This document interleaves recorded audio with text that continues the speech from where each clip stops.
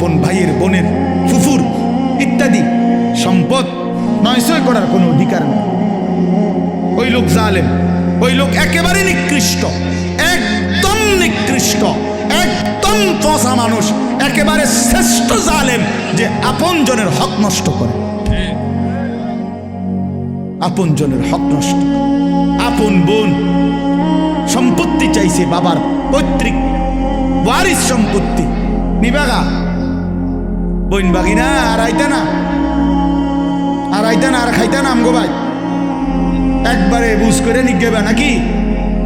সারা জীবন বড় করলাম, ভাই হিসাবে আদর করলাম, বিয়ে শাদি দিলাম, অনার বাইছেন না জালেম। এই ডাকাত কি কইল বেটা? তো বোনের ব্যাপার বল, তো বেটা ডাকাত, তুমি এটা কি বললা?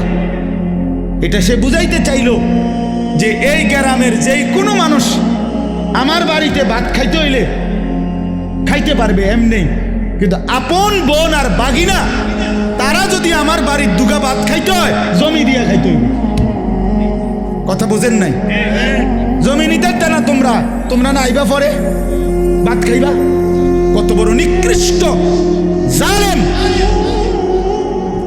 বেটা! তোর গ্রামের কত মানুষ তোর ঘরে খায়, তারা তোরে জমি দিয়ে খাইছে, তো তুমি আপন বোনের বেলা এটা কইলা কেন?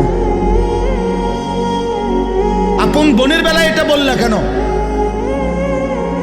আপন বোনের হক দিলা না কেন? কার জন্য আটকাইলা? ওই ছেলে মেয়ের জন্য?